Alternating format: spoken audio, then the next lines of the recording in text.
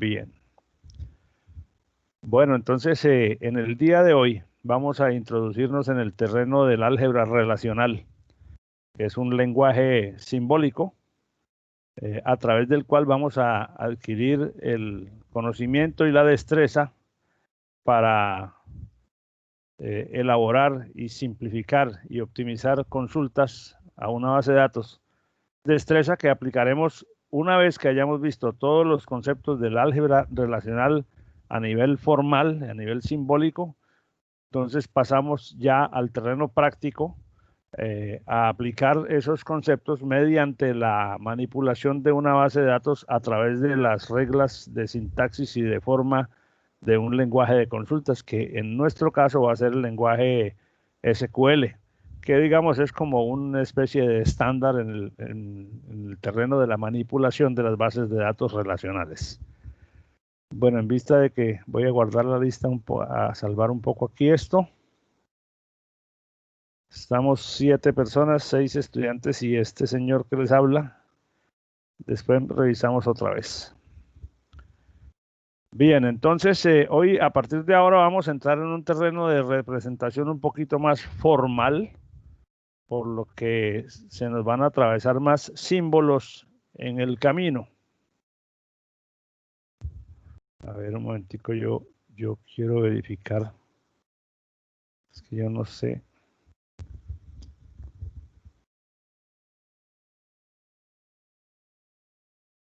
A ver, vamos a ver si podemos.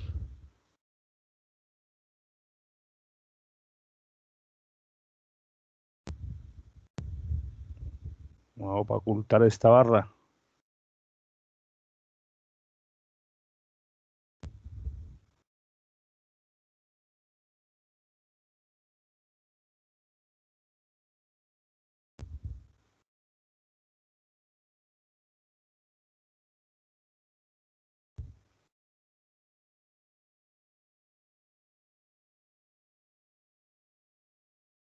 Bueno, vamos a jugarlo así a ver. Es que la visión con la barra de tareas aquí me tapa un poquito de la lámina, pero bueno. En la clase anterior veníamos hablando del modelo relacional, que sabemos ya que es un modelo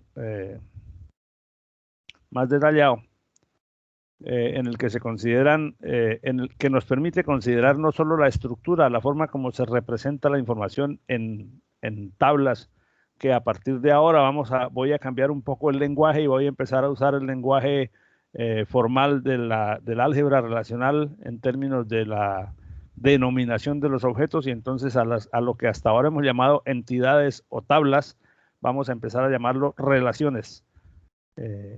Más adelante vamos a ver las razones de eso. Y además el modelo relacional nos permite entrar en el terreno de la manipulación de los datos, que son operaciones que tienen básicamente dos categorías: para actualizar datos, como vamos a ver en el transcurso del día de hoy, o para consultar. Aún en el día de hoy no vamos a hacer operaciones específicas sobre datos, pero vamos a sentar las bases teóricas de los primeros conjuntos de operaciones relacionales, hasta donde el tiempo nos alcance, y pues seguramente que no vamos a terminar todo el tema el día de hoy, pero entre hoy y la próxima clase creo que cubriremos toda la parte conceptual para poder empezar a hacer aplicaciones más prácticas.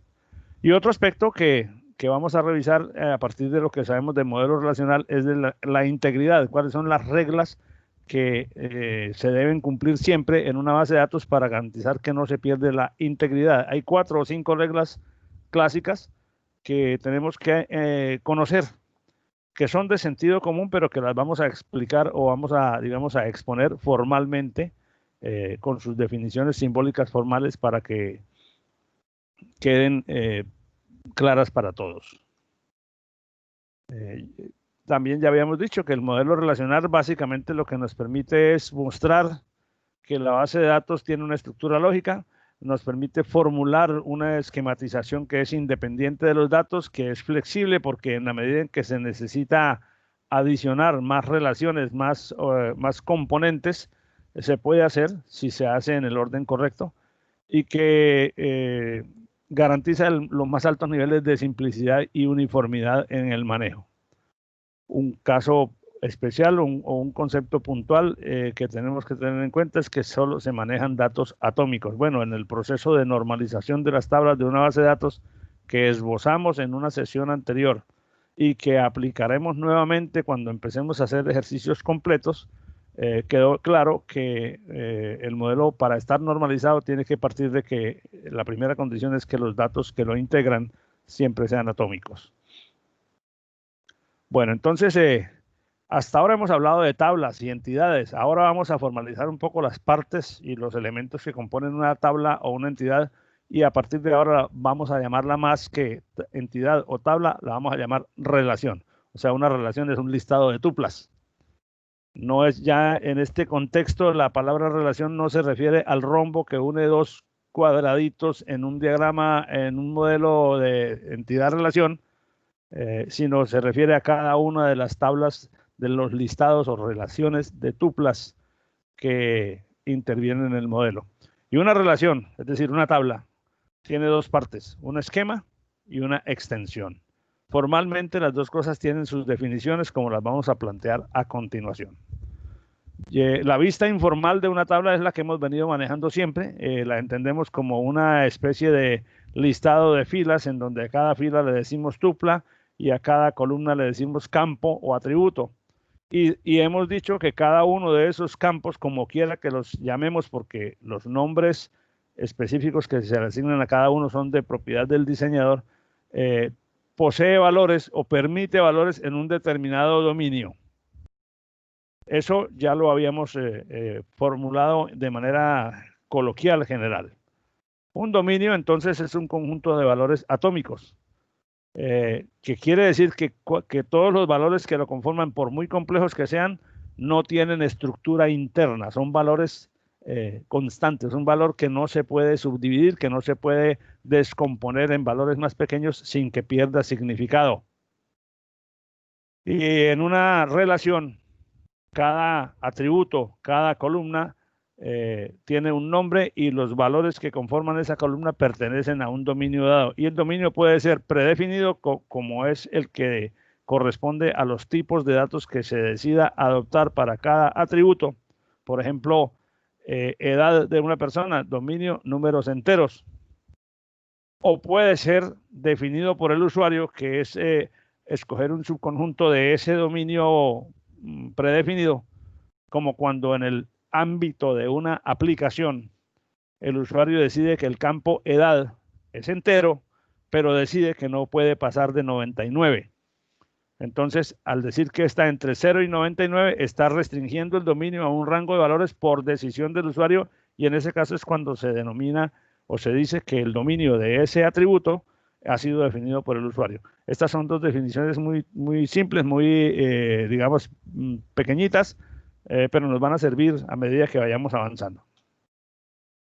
Entonces, una relación como esta tiene un esquema, que es el que nos permite definir cómo es su estructura, o nos permite ver cómo es la estructura, y tiene una extensión, que es el conjunto de tuplas que se puede extender en mayor o menor grado dependiendo de la cantidad de la información que se quiera poner dentro de la relación. El esquema está conformado por un nombre. En este caso voy a usar la palabra R para bautizar esta relación, aunque el nombre aquí sería empleados, como lo vamos a ver a continuación, y un conjunto de atributos. O sea que una relación, cualquiera que sea, se define como un esquema. El esquema de una relación, cualquiera que sea, se define con un nombre y un conjunto de atributos, y se denota en esta forma: el nombre y entre corchetes la lista de los atributos.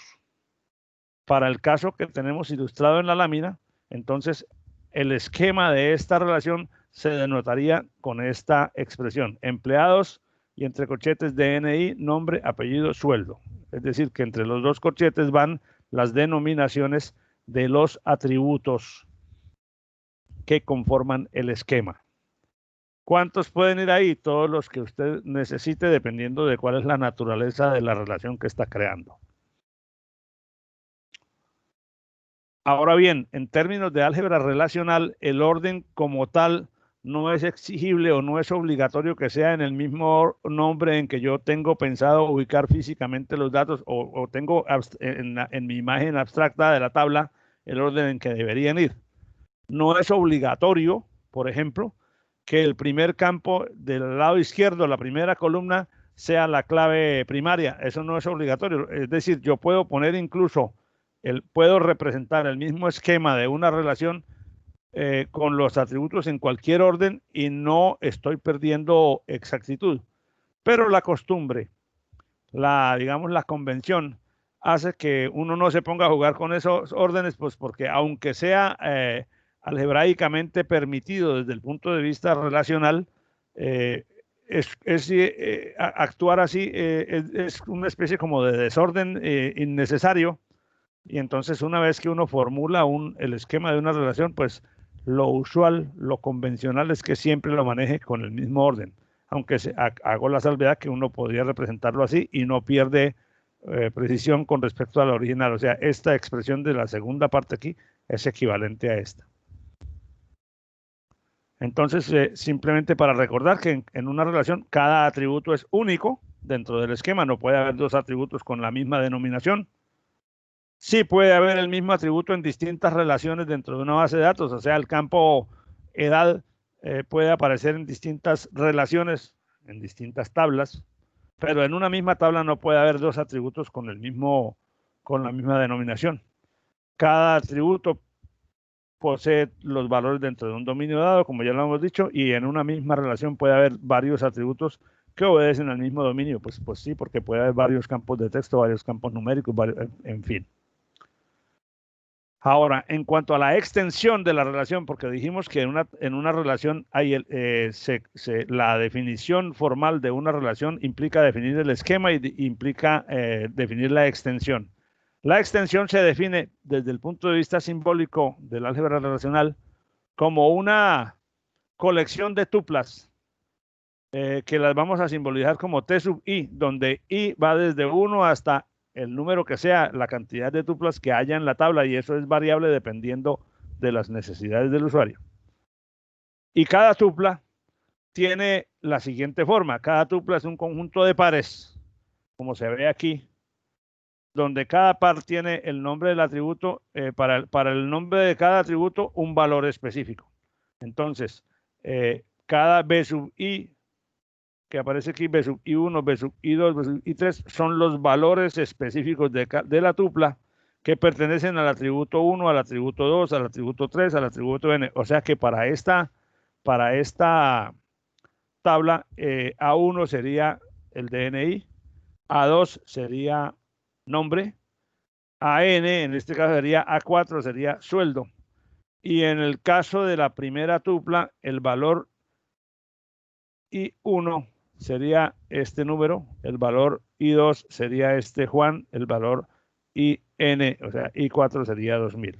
Entonces, de una manera informal, nosotros representamos la entidad, la relación, como este rectángulo, como esta matriz, como esta tabla. De una manera formal, desde el punto de vista del álgebra relacional, la representación simbólica de la extensión de la relación, o sea, del conjunto de tuplas, se representa o se suele representar como una expresión algebraica de esta naturaleza. O bien, también puede ocurrir, siempre y cuando no se rompan las reglas de integridad que vamos a ver más adelante, que cualquiera de estos valores o varios estén vacíos. No es usual que haya una tupla completamente vacía por las reglas de identidad. Hay algunos campos que por las reglas de integridad no pueden estar vacíos. O sea, por lo tanto, esto que dice aquí, o bien un valor nulo, quiere decir que en algunas circunstancias, dentro de ciertas condiciones, es posible que en una tupla haya, por ejemplo, un campo que no tiene valor. Ejemplos de eso, por ejemplo, si en una determinada relación está el atributo teléfono fijo y el atributo teléfono celular, es posible que haya personas que tengan cualquiera de los dos o ambos datos en blanco porque no existe la información para llenarlos. No sería lo mismo, no sería admisible que el DNI o la cédula, en este caso, estuviera vacío, porque ese campo posiblemente sea el campo de clave primaria, y las reglas de integridad que vamos a mirar más adelante nos indican que la clave primaria nunca puede estar vacía. Entonces, como esta representación, esta que teníamos aquí, suele ser densa, en muchos casos los autores de los libros la representan simplemente quitando los nombres de los atributos y referenciando solamente los valores de la tupla, sobre la base de que el primer valor que aparezca en este listado corresponde al primer atributo del esquema, el segundo valor que aparece en el listado de valores de la tupla corresponde al valor del segundo atributo del esquema, y así sucesivamente. O sea que si el esquema tiene 4 campos, la tupla tiene que tener 4 valores. Una tupla para esta relación, una tupla que venga con 5 valores es una definición incorrecta de la tupla, porque el quinto valor no se sabría a cuál campo corresponde, porque no tiene un campo, no tiene un atributo definido en el esquema.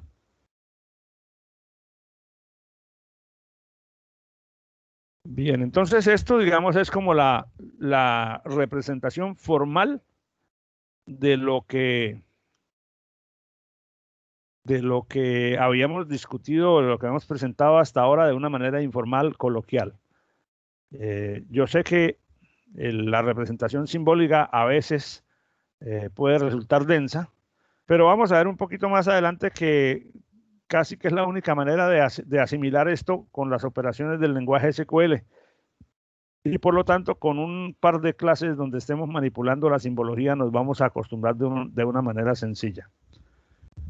Otra cosa que quiero, que parece trivial, pero que quiero dejar explícitamente dicha, es que en términos del álgebra relacional, una relación, lo que hasta ahora hemos mencionado como una tabla, una relación desde la perspectiva conceptual del álgebra relacional, es un conjunto. Entonces, en este caso, si acudimos nuevamente a la simbología que usábamos en la formación secundaria para hablar de conjuntos, cuando hablamos de diagramas de Venn, por ejemplo, representábamos cada conjunto con un círculo, y cuando los dos círculos tienen una zona en común, ahí está la intersección de los dos conjuntos. Cuando yo tomo los dos conjuntos como uno solo, estoy haciendo la operación de unión, y así sucesivamente. En este ejemplo de la relación que teníamos en estas tablas, en estas láminas anteriores, el conjunto de valores, el conjunto de tuplas de la extensión correspondiente a esta relación está dado por estos 3 elementos, donde cada elemento es una tupla. Bien, eso como para decir, dejar definido de una manera más o menos formal el concepto de relación, que es un objeto de datos que tiene un esquema que define su estructura y una extensión que define su tamaño, su contenido. Otras definiciones que ya vimos son las referentes a los diferentes tipos de clave. El concepto de superclave, que ya lo habíamos definido, es en una relación R que tiene un conjunto de atributos, una superclave es un subconjunto de esos atributos, o sea, uno o más atributos, tal que no puede haber 2 tuplas dentro de la extensión de la relación que tengan los mismos valores para ese subconjunto. Es decir, un valor que no se repite, un valor o un conjunto de valores que considerados en conjunto no tienen repetición en las tuplas de la tabla. Por consiguiente, una superclave es un atributo o un subconjunto de los atributos de la entidad, de la relación, que puede identificar de manera unívoca, diferenciada, todas y cada una de las tuplas contenidas en la extensión de R. Fíjense que esta es una definición verbalmente más compleja que como lo hemos definido antes, pero esta es la definición formal. La menciono porque me estoy guiando por el libro de bases de datos de la Universidad Oberta de Cataluña, que yo les he comentado varias veces, y pues cuando empecemos a manipular definiciones un poco más grandes, vamos a tener que acudir a la representación simbólica. También habíamos definido lo que es una clave candidata, que es cualquier superclave, o sea, cualquier subconjunto de atributos que tienen esa característica de no tener valores repetidos dentro de más de una tupla. Entonces una clave candidata es una superclave que cumple con que ninguno de sus subconjuntos propios sea superclave. O sea que si yo le quito alguno de los elementos, ya deja de ser clave, deja de ser superclave. Es decir, una superclave es uno o más atributos que me permite que yo puedo, una clave candidata es uno o más atributos que yo puedo escoger como clave primaria de la tabla, de la relación en la que estemos trabajando. Por lo tanto, la clave primaria es una cualquiera de ellas que se va a utilizar para identificar las tuplas, pero en este caso ya es por decisión de diseño. O sea, ¿quién define cuál es la clave primaria? Ya no hay una definición formal del álgebra relacional que te diga que tiene que ser la que cumpla con esto, esto y esto. La definición está como clave candidata, pero como puede haber varias en una misma tabla, es el diseñador el que escoge cuál es la clave primaria que va a usar. Nuevamente, estas definiciones formales ya las habíamos dado informalmente, no las vamos a volver a profundizar, pero es necesario formalizar para lo que viene más adelante. Una clave foránea. Habíamos definido coloquialmente la clave foránea como un atributo de una tabla cuyos valores corresponden a los valores de la clave primaria de otra tabla. Eso sigue siendo así. Una clave foránea en una relación R es un subconjunto de atributos, o sea, uno o más atributos de R que cumple con las siguientes condiciones, sabiendo que existe otra relación, otra tabla cuya clave primaria sea por ejemplo CP. Toda tupla de la extensión de la tabla R, en toda tupla, los valores que tiene en la clave foránea o son nulos o coinciden con los valores de la clave primaria de cualquiera de las tuplas de la relación S. Se dice, cuando eso sucede, se dice entonces que la clave foránea CF referencia a la clave primaria de la relación S, o también se dice que la clave foránea de la relación R referencia a la relación S. Es decir, se usan dos términos, o se dice de dos maneras. Tengo la tabla R, tengo la tabla S. La tabla S tiene una clave primaria. La tabla R tiene un campo que lo he caracterizado como clave foránea. ¿Por qué? Porque los valores de las tuplas de la clave foránea en la tabla R, en todas las tuplas se cumple que el valor guardado ahí o está vacío o es uno de los valores de la clave primaria de la tabla S. Eso es lo que estamos diciendo aquí. Y es lo que hemos definido informalmente. Ahora bien, entonces, ¿qué operaciones relacionales podemos desarrollar? ¿O qué operaciones relacionales están contempladas dentro de un modelo relacional? Básicamente, las que nos permiten manipular los datos. Y ahí son muy pocas, pero se pueden representar de diversas formas. El primero es que son operaciones para hacer actualización de la información. El propósito de estas operaciones, de todas, es hacer que los cambios que suceden en la realidad se reflejen en la base de datos que representa esa realidad. Es decir, que si en el caso de una base de datos de transacciones contables, a medida que se genera un movimiento y se insertan los datos, lo que queda registrado en el modelo relacional refleja razonablemente, con razonable precisión, la transacción que se hizo en la realidad, para poder acudir después a los datos y poder rastrear o poder hacer distintas inferencias o extraer información nueva.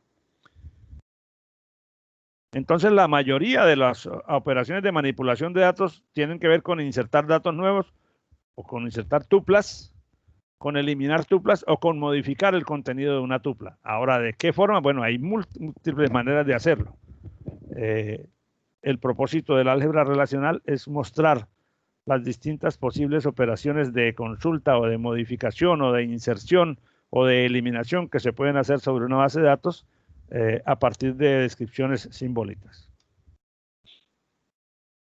Hay dos clases de lenguajes relacionales. O hay dos grandes grupos en los que se puede encasillar a un lenguaje de consultas a una base de datos relacional.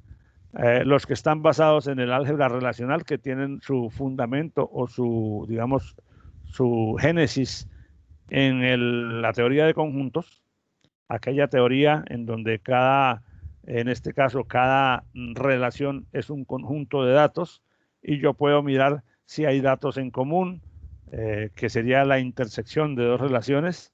Si puedo construir una relación nueva uniendo dos relaciones más pequeñas en una más grande, la operación de unión.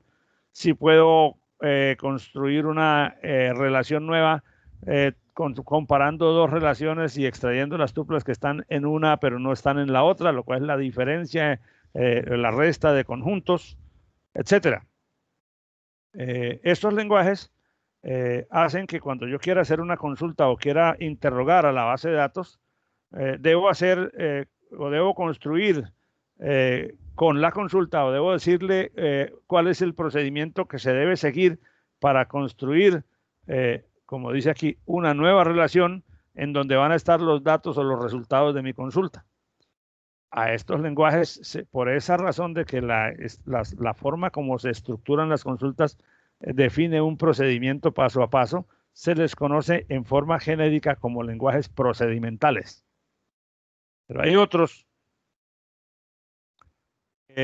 cuya inspiración no es la teoría de conjuntos, sino el cálculo de predicados de la lógica matemática. Algo que también conocemos muy bien porque la lógica matemática la hemos venido estudiando o la han venido estudiando ustedes desde el primer día de clase, en distintas formas. Ustedes han tenido que ver con la lógica matemática, así no se diga explícitamente que eso es lo que están usando, pero por ejemplo, cuando ustedes están en programación y en programación de computadores, ven los operadores de relación y los operadores lógicos y aprenden a determinar si una expresión es verdadera o es falsa dependiendo de las consideraciones de la álgebra booleana, etcétera. Ahí está de fondo, por un lado, la teoría de conjuntos, pero por otro lado, la lógica matemática. Y el cálculo de predicados es entonces el fundamento de estos lenguajes. En estos lenguajes no se describe el procedimiento, sino que se formula la consulta y el sistema de gestión de base de datos tiene que desarrollar el procedimiento necesario, y por eso a estos lenguajes que no son procedimentales se les conoce más bien como declarativos. Nosotros vamos a usar el lenguaje SQL, y en el lenguaje SQL se combinan las dos cosas. Tiene construcciones que derivan del álgebra, de la teoría de conjuntos, del álgebra relacional, pero también tiene construcciones que están sustentadas o inspiradas en el cálculo de predicados. Entonces tiene de las dos cosas, pero la segunda componente, las que son las construcciones del cálculo de predicados, la parte declarativa es más pesada que la parte de conjuntos. Por lo tanto, el SQL es un lenguaje predominantemente declarativo. Lo vamos a ver a medida que vayamos avanzando. Pero no deja de participar la teoría de conjuntos en la construcción de las expresiones, como lo vamos a ver a medida que vayamos haciendo ejemplos. Bien, entonces ahora, habiendo hecho esa introducción, voy a referirme a las que se conocen como reglas de integridad en una base de datos. Son reglas simples, son reglas de sentido común, como lo vamos a ver, que tienen que cumplirse sine qua non, es decir, que siempre se tienen que cobijar para que la base de datos garantice que tiene la integridad, que tiene integridad en la información. Entonces, ¿qué es la integridad?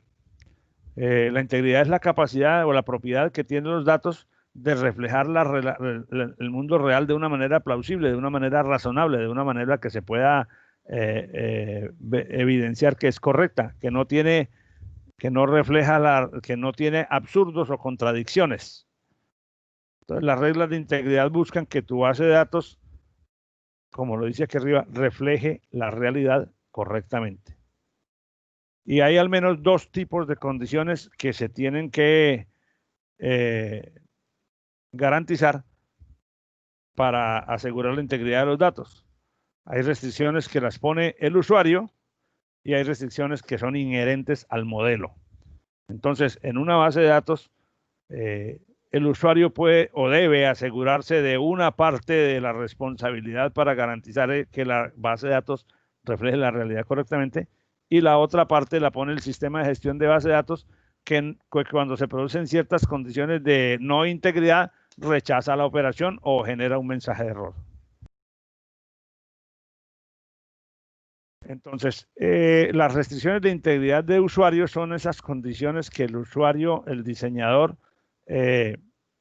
asigna sobre una base de datos que tienen relevancia o que tienen importancia en el contexto de esa base de datos, pero que puede ser irrelevante en otro ambiente de base de datos, o puede ser inclusive innecesarias o no operar. Como la que decíamos hace un rato de asignarle un rango de edad a un atributo de una relación. O como garantizar que, por ejemplo, haya condiciones de calidad de los datos propias de una aplicación específica.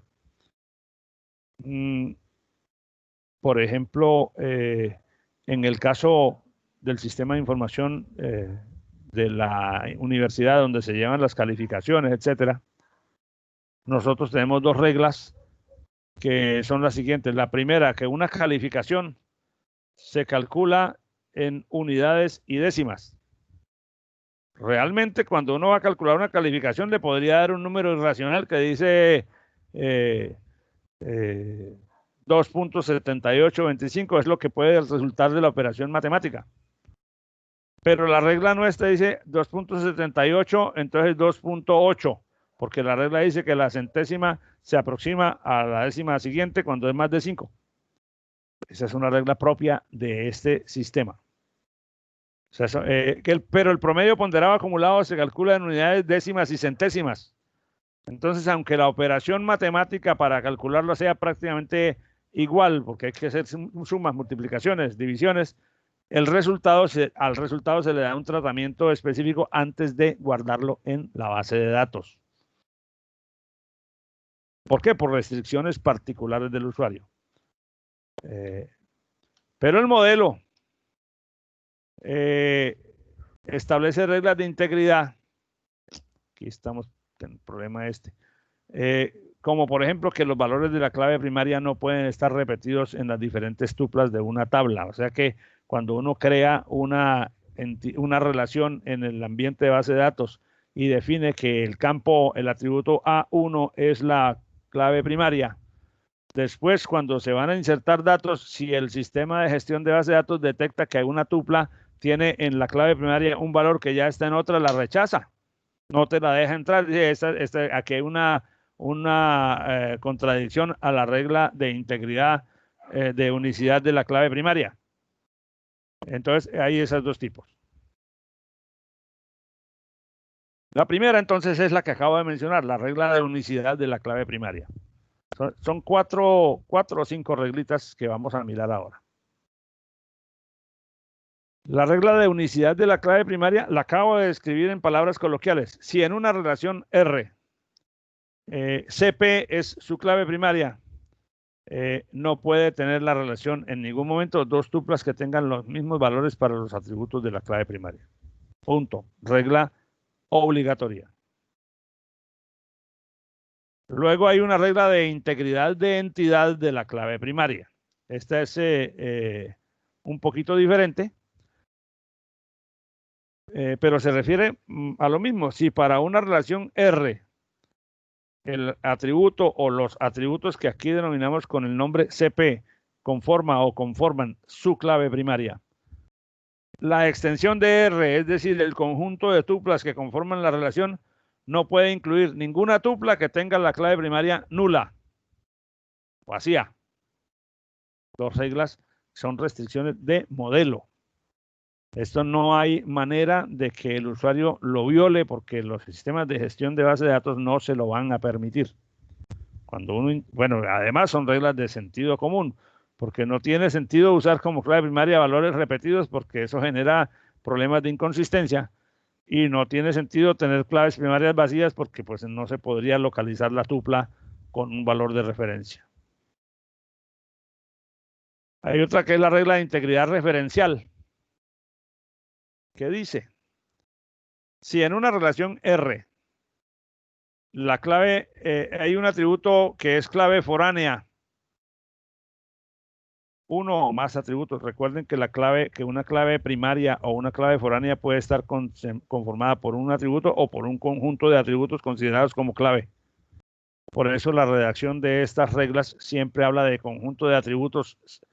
En este caso el nombre que usamos es CF, pero puede referirse a un solo atributo que es el de la clave foránea. Y esa clave foránea está referenciando a otra relación S, en donde la clave primaria es CP. La regla de integridad referencial dice, toda tupla de la relación R, toda tupla incluida en la extensión de la relación R, en toda tupla los valores para el conjunto de la clave foránea son o valores nulos o son valores que coinciden con los valores para la clave primaria de alguna tupla en la relación S. O sea que una clave foránea sí puede tener el valor vacío. Pero si no está vacío, el valor que está guardado en el campo de clave foránea de la tabla de cualquiera, en este caso R, obligatoriamente si ese campo se definió como clave foránea referenciando a una tabla, a una relación S, los valores que estén en ese campo tienen que ser uno cualquiera de los valores de la clave primaria de la relación S. Si eso en algún caso no se cumple, está rota la regla de integridad referencial.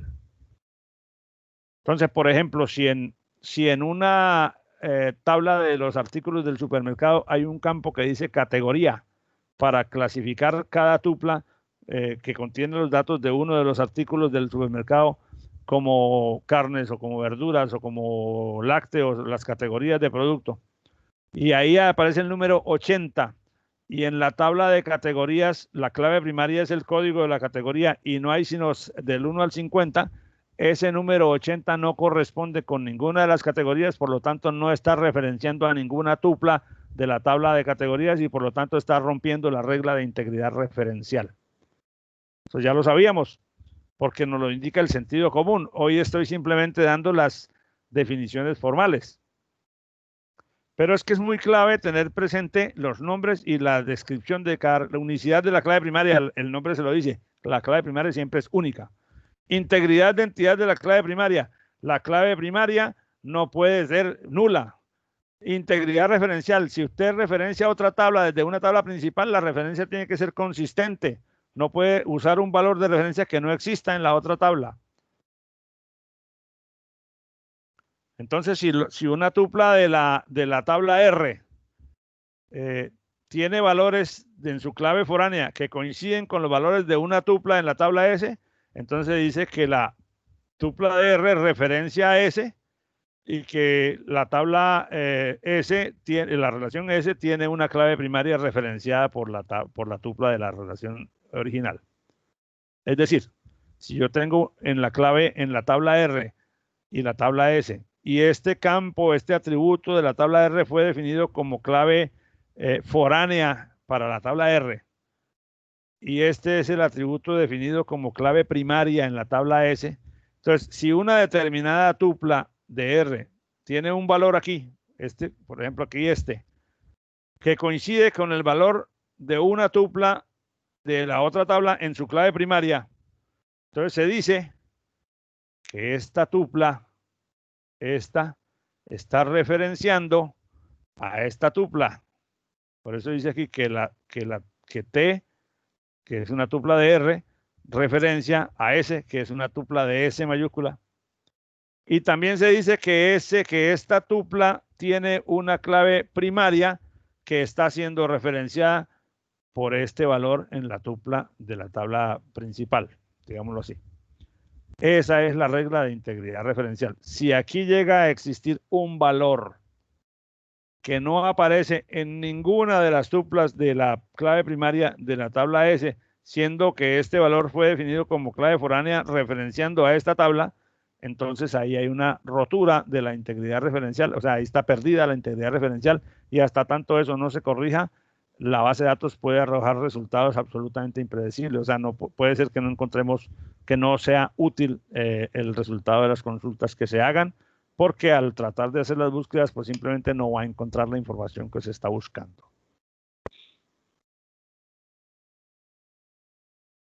Bueno, bien, entonces, ¿en qué casos el sistema de gestión de bases de datos hace cumplir a rajatabla la regla de integridad referencial? O sea, el sistema de gestión de bases de datos está obligado a que la integridad referencial se cumpla siempre que haya inserción de tuplas nuevas en una clave foránea, de tuplas nuevas en una relación, en una relación que tiene clave foránea. ¿Por qué? Porque al meter una tupla nueva, el sistema tiene que verificar que el valor que está metido en el atributo clave foránea es íntegro referencialmente, o sea, que corresponde con una de las claves primarias de la otra tabla. Cuando alguna operación afecte los atributos que hagan parte de una clave foránea, el sistema de gestión de bases de datos tiene la obligación de verificar que esa modificación no dañó la integridad referencial. Es decir, que cuando se reemplazó el valor en una tupla de la tabla que es clave foránea y que apunta a la clave primaria de otra tabla, que el valor que se guardó ahí realmente es uno de los valores de la clave primaria de la otra tabla, porque podría podría meterse un valor que no corresponde y entonces se rompe la integridad referencial. Otro caso es cuando se eliminen tuplas de una relación que está siendo referenciada por otra. Por ejemplo, si yo en la tabla de categorías elimino una categoría, voy a causar potencialmente una ruptura de la integridad referencial, porque en la tabla de artículos entonces pueden quedar varios artículos con un número de categoría que ya no existe en la otra tabla. En ese caso, también hay que ver, el sistema de gestión de bases de datos tiene que ver qué hace, tiene que actuar, y en estos casos se actúa siempre aplicando una política que debe estar definida previamente para garantizar que la integridad referencial no se vea afectada. Y el otro caso es cuando se hacen modificaciones a los atributos de la clave primaria de una relación que está siendo referenciada por otra. Si en la tabla de categorías de los artículos yo le cambio el valor a una categoría, le pongo otro, pues tengo que asegurarme que las tuplas de la tabla principal que referencian a esa tupla de categorías guarden la consistencia. O sea que si yo cambio aquí, tengo que asegurarme de cambiar allá también, o no se puede hacer el cambio.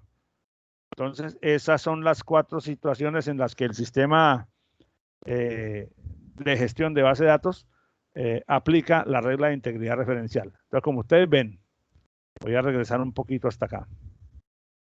Hemos visto la regla de unicidad de la clave primaria, pues hemos definido simplemente, todavía no hemos aplicado nada, pero hemos definido que se tiene que garantizar la unicidad de la clave primaria.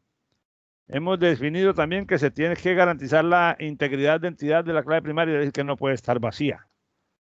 Y hemos definido la regla de integridad referencial que aplica para los casos en que una entidad es referenciada desde otra o en que una entidad referencia a otra a través de una clave foránea. Entonces, para garantizar que esos 4 casos donde se puede romper la integridad referencial sean manejados adecuadamente, se tienen que aplicar alguna política, algún criterio para que cuando se presente un caso de estos se hace tal cosa, o cuando se presente un caso de estos se hace tal cosa, para garantizar que eso que se hace garantice que no se rompa la integridad referencial. A eso se llama la aplicación de una política, o sea, una forma estándar de tratar el caso siempre de la misma manera. Entonces, hay varios criterios. Por ejemplo, una primera forma es aplicar la política de que la operación no se permite. Esa es muy efectiva, pero es restrictiva, porque cuando no se permite la operación, pues simplemente no se puede hacer. Y eso limita es posible que sea necesario, por alguna razón, hacer un cambio en una clave pública, en una clave primaria o en una clave foránea, y yo necesito poderlo hacer, pero si la política que el sistema está aplicando es la de restricción, pues simplemente no lo permite y punto. Entonces hay que ir manualmente sobre los datos y eso pues no siempre es aconsejable. La política de restricción actúa en esta forma. Si se trata de una transacción de borrar la tupla, el sistema no permite hacer el borrado si la tupla a borrar tiene una clave primaria que está siendo referenciada por una clave foránea de otra tabla. O sea, él no te deja borrar una tupla si verificó que en la otra tabla hay tuplas en la clave foránea que tienen el valor de que tiene la clave primaria de la tupla que voy a borrar en la tabla secundaria. En caso de que se trata de modificación del valor, no de borrado de la tupla, sino de cambiar el valor, no permitir, la política de restricción no permite modificar el valor del atributo si está siendo referenciado por una clave foránea. Las dos cosas son lo mismo. Es decir, si vas a modificar una clave primaria en una relación, en una tabla que está siendo referenciada por otra, o si vas a eliminar una tupla en esa tabla que está siendo referenciada por otra, y la política que se está aplicando es la de restricción, no se permite ni lo uno ni lo otro, porque al hacerlo se corre el riesgo de afectar la integridad referencial. Esa es una política muy efectiva para garantizar la integridad referencial. Como es evidente, no puedes hacer lo que sea ilegal o lo que sea riesgoso. Pero es muy restrictiva. Entonces ahí, digamos, hay otras políticas como la de la actualización en cascada. La actualización en cascada dice, bueno, ok, yo le permito hacerla, el sistema de gestión de bases de datos te permite hacer la modificación o el borrado, pero tiene que, para poderlo hacer, tiene que hacer todas las operaciones necesarias para actualizar en las tablas donde se está referenciando a la tupla que se va a borrar o que se va a modificar, actualizar los valores conforme a la actualización o al borrado. Si se borra esta tupla y esta tupla está siendo referenciada desde allá, entonces tiene que borrar todas las de allá que referencien a esta para que la integridad referencial se mantenga. Eso es una manera de hacerlo. Ahora, ¿en qué casos sí y en qué casos no? Depende del contexto. Y en caso de que sea que no vas a borrar la tupla, sino que la vas a modificar la clave primaria, pero esa tupla está siendo referenciada por otras tuplas de otra tabla o de otras tablas, hay que garantizar que el valor que yo pongo en la modificación, en la tupla que estoy modificando en la tabla que está siendo referenciada por otras, ese mismo valor hay que ponerlo en todas las tuplas de las otras tablas que estén referenciando a esta. Entonces, en caso de modificación, se permite la modificación de la clave primaria de la tupla T, pero se tiene que aplicar la misma modificación en todas las tuplas de cualquier otra relación, sea una o sean varias, que referencian a la tupla que acaba de modificar. Entonces, esta política es distinta a la anterior, a la de restricción, porque esta sí lo permite, pero obliga al sistema a hacer las actualizaciones en todas las demás sitios donde sea necesario para conservar la integridad referencial. Y la otra política que en algunos casos aplica o que en algunos casos resulta útil es la política de anulación, que no elimina, es decir, permite hacer la actualización de la tupla en su clave primaria o en la tupla que está siendo referenciada por otras, pero desarrolla, ejecuta operaciones que técnicamente se denominan operaciones compensatorias, en las cuales pone en blanco los valores, o sea, pone nulos los valores de las tuplas que referenciaban a la tupla que acabo de modificar. Eso garantiza que no se rompe la integridad referencial, pero entonces se produce la necesidad de hacer un trabajo posterior de mantenimiento para rellenar esos valores que quedaron en blanco, que quedaron nulos, con el valor con el que se modificó la clave primaria de la tupla referenciada. Entonces, en caso de que sea un borrado, se permite borrar la tupla que tiene una clave primaria que está siendo referenciada, pero además, entonces hay que modificar todas las tuplas que referenciaban a esa que acabo de borrar, poniendo en su clave foránea valores nulos. Y en caso de modificación, permitir la modificación de la clave primaria lo permite, pero además hace lo mismo. Entonces, en todas las tuplas de las otras tablas donde se referenciara a la tupla que acabo de modificar, el valor de la clave foránea queda nulo.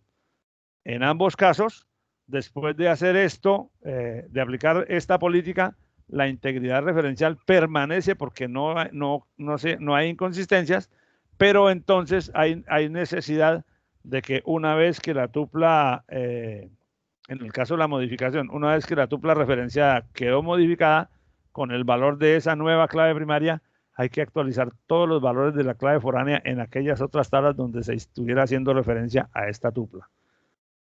Entonces, esas tres posibilidades, repito, restricción, actualización en cascada o modificación, son posibles alternativas para configurar o para aplicar desde el punto de vista del sistema de gestión de base de datos. ¿Cómo hace el sistema de gestión de base de datos para decir cuál de las tres aplica? Realmente, es el diseñador el que establece o el que debe tener en cuenta el contexto y qué significa cada cosa en cada punto del modelo para decidir cuál política aplica en caso de que se borre una tupla referenciada o cuál política aplica en caso de que se borre, en caso de que no se borre la tupla, sino que se le cambie la clave primaria, con lo cual se rompería la integridad referencial con las demás tablas. Ese es un paso, ese es un momento que muchas veces lo hemos visto, o que seguramente ustedes lo han visto desde la perspectiva de la validación de datos antes de hacer determinada operación, que aquí, digamos, los sistemas de gestión de base de datos nos pueden ofrecer, digamos, alguna infraestructura de soporte para hacer esa validación un poco más automatizada. Hay una cuarta regla que sería la última que vamos a ver ahora, que es la regla de integridad del dominio. Esta es una regla pues de sentido común y tampoco merece mayor aplicación, mayor ampliación. Es decir, cada valor de un atributo en una relación tiene que pertenecer al dominio de ese atributo. Sencillo, o sea, yo no puedo, después de que he definido un atributo como numérico, de pronto meter una tupla con texto, porque el sistema, la regla de integridad de dominio me lo va a impedir. Y obviamente, sobre los datos contenidos en las tuplas en un atributo que pertenece a determinado dominio, solo puedo hacer operaciones con operadores que sean compatibles con ese dominio. Yo no puedo hacer sumas de datos de caracteres, pero sí puedo hacer sumas de datos numéricos. Ahora, si yo uso el operador más con caracteres, posiblemente lo que esté haciendo no es una suma, sino una concatenación, que es un concepto distinto, aunque la forma física del operador sea parecido al operador suma. Bueno, creo que no vamos hasta ahí el día de hoy. Las 4 reglas de integridad del modelo relacional, que son, entonces, la unicidad de la clave primaria, la integridad de entidad de la clave primaria, la regla de integridad referencial y la integridad del dominio. Como vemos, la que puede dar cacao en el momento de trabajar es la regla de integridad referencial, porque es aquella que se producen múltiples situaciones donde unas tablas referencian a otras, y en bases de datos grandes, con grandes cantidades de tablas, eso puede suponer un reto interesante. Bueno, no vamos a hablar más nada por el día de hoy porque ya se nos acabó el tiempo. En la clase del martes, entonces, vamos a empezar a hablar de el álgebra relacional y las operaciones que la conforman. Esta presentación ya está subida en Sabio. En su curso de Sabio, está aquí en este punto de la semana 6, se llama Láminas, Conceptos Generales del Álgebra Relacional.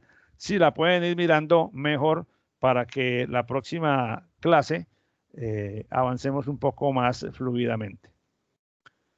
Bueno, creo que por hoy no sé si alguien tenga algo que decir, pero yo creo que ya por el día de hoy no tenemos más tiempo. Escucho sus comentarios y de no haberlos, entonces pues les agradezco mucho su amabilidad. Les deseo que tengan un muy feliz fin de semana.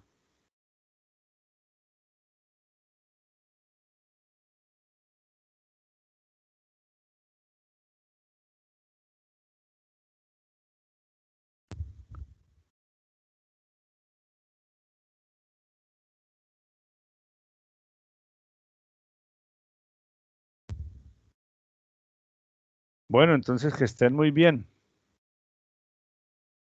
Ni las voces les oigo.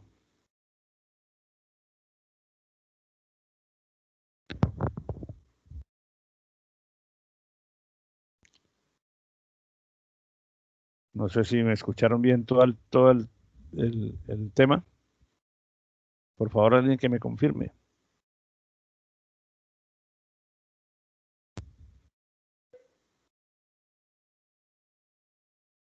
No se escuchó bien. Pero tengo una Bueno, duda. Hay Juan, un trabajo sí, que es para la próxima semana, que es de normalización de tabla. sí, señor. ¿Y qué duda tienes?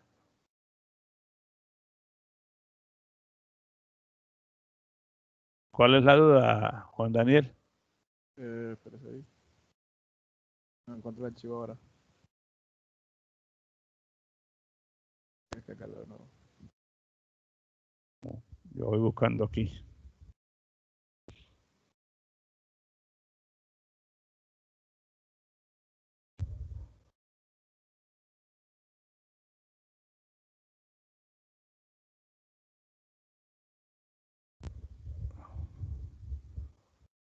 El archivo es este, que dice que una empresa de mensajería está utilizando una base de datos que no está normalizada y que contiene una gran cantidad de atributos: número de guía, fecha de la guía, hora de la guía, empresa de origen, nombre de la empresa de origen, etcétera, una cantidad de campos.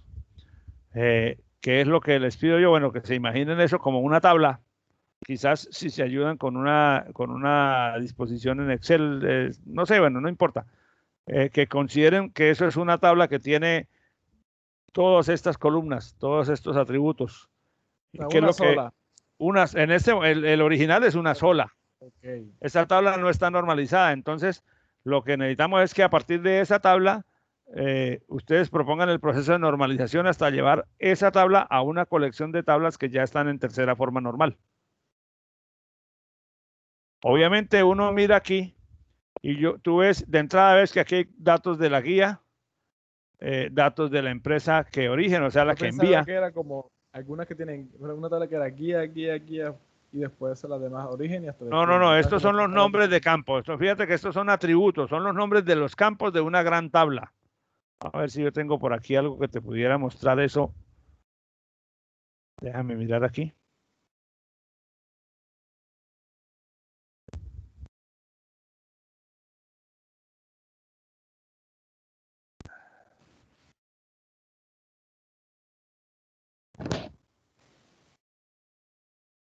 ¿Dónde lo tendré? Yo sé que lo tengo por acá, pero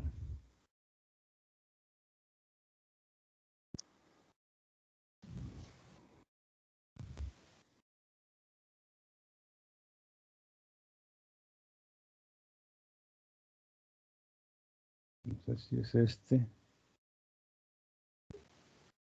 No, este es son láminas. Ejercicio. ¿Dónde está el ejercicio? Ah, aquí está. Creo que es este.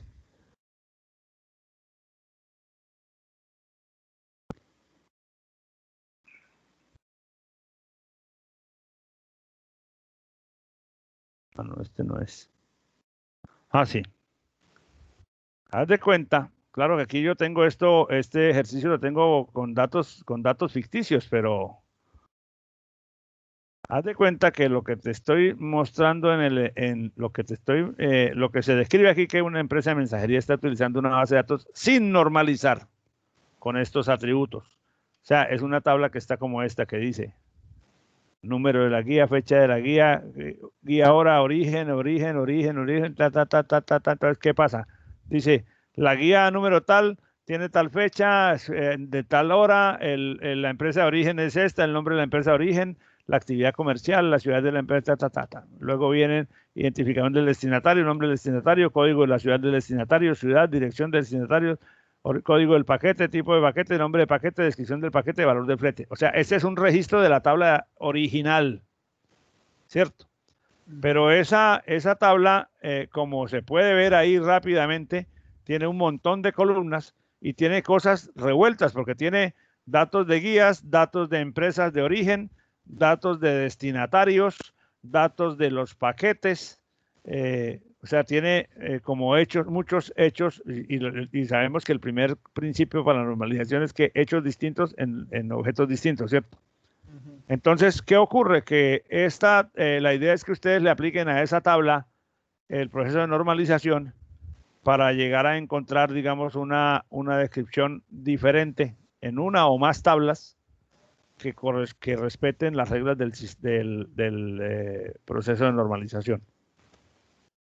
¿Ok? Ok.